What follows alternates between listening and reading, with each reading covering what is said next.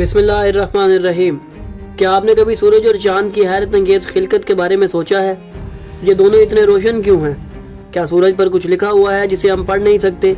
और क्या कभी सूरज ने किसी से कलाम किया है? तो नाजरीन, अगर आप इन्हीं सब सवालों के जवाब जानना चाहते हैं तो जुड़े रहिए हमारे साथ इस वीडियो में।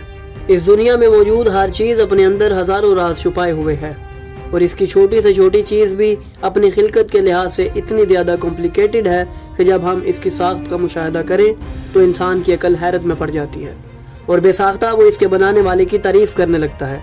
एक इंसानी खुलिये से लेकर बड़े बड़े पहाड़ों तक हर शय अपनी खिलकत का एक अनोखा अंदाज रखती है। नाजरीन, जब हम आसमान की तरफ निगाह दौड़ाते हैं तो हमें अल्लाह की निशानियों में से दो बड़ी निशानियाँ देखने को मिलती हैं जिन्हें हम सूरज और चांद कहते हैं। ये दोनों कुदरत का अजीम शाहकार हैं। इनकी अहमियत से तो हम सभी वाकिफ हैं, मगर आप सबको ये जानकर ज़रूर हैरानी होगी कि सूरज और चांद के लिए संस्कृत ज़ुबान में 12 से ज़्यादा नाम हैं और इसी तरह अरबी ज़ुबान में सिर्फ चांद के लिए 28 से ज़्यादा नाम जिक्र हुए हैं। नाजरीन, इनका खल्क हो जाना भी किसी मोजज़े से कम नहीं। आइए आपको सबसे पहले सूरज और चांद की खिलकत से आगाह करते हैं। तो जब इमाम मोहम्मद बाकिर अलैहिस्सलाम से पूछा गया कि अल्लाह ने सूरज को कैसे खल्क किया, तो उस पर इमाम ने फरमाया, बेशक अल्लाह ने सूरज को आग की रोशनी और पानी से बनाया, एक तबक आग से और दूसरा पानी से। जब ऐसे ही 7 तबक पूरे हो गए तो उस पर आग का लिबास पहनाया, इसीलिए सूरज की गर्मी चांद की निस्बत ज्यादा होती है। पस रावी ने अर्ज की, ऐ इमाम, चांद की खिलकत कैसे हुई? उस पर इमाम मोहम्मद बाकिर ने इरशाद फरमाया, अल्लाह ने चांद को भी आग की रोशनी और पानी से बनाया और इस पर पानी का लिबास पहनाया, इसीलिए चांद सूरज की निस्बत ठंडा करार पाया। नाजरीन, सूरज कैसे तुलू होता है? तो जब मोहम्मद बिन मुस्लिम ने इमाम मोहम्मद बाकिर से यही सवाल पूछा तो आपने फरमाया, ऐ इब्ने मुस्लिम, तेरा कद छोटा मगर सवाल बड़ा और मुश्किल है, लेकिन तुझ में सलाहियत मौजूद है, इसलिए तुझे इस राज से आगाह करता हूँ। अब सुन, जब सूरज तुलू होता है तो 70,000 मलाइका इसके ऊपर खेत चुनते हैं और इसकी हर शुआ पर 5,000 फरिश्ते मुकर्रर होते हैं, यहाँ तक कि आसमान के दरमियान पहुँच जाए और इसकी शुआएं मशरिकी दरीचों से बाहर आ जाएं।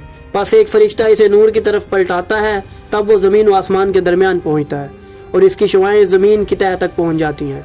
आज के इस जदीद दौर में हम जानते हैं कि ज़मीन, चाँद और तमाम निज़ाम शमसी समेत सूरज भी अपने एक मखसूस मदार में चक्कर लगाता है। नाजरीन, इस कायनात की हर शय पर कुछ न कुछ किसी न किसी ज़ुबान में लिखा हुआ है, जिसका जिक्र हमें मुख्तलिफ अहादीस और रवायात में मिलता है। इन रवायात पर हम आइंदा आने वाली वीडियोज़ में बात करेंगे। तो यहाँ सवाल उभरता है कि क्या सूरज पर भी कुछ लिखा है?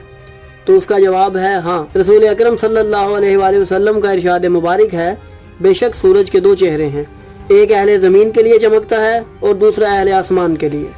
बस जो हिस्सा आसमान वालों के लिए रोशन है उस पर लिखा हुआ है अल्लाहु नूरुस समावात, यानी अल्लाह आसमानों का नूर है, जबकि जो हिस्सा ज़मीन वालों के लिए रोशन है उस पर लिखा है अली नूरुल अर्ज़ीन, यानी अली ज़मीनों का नूर है।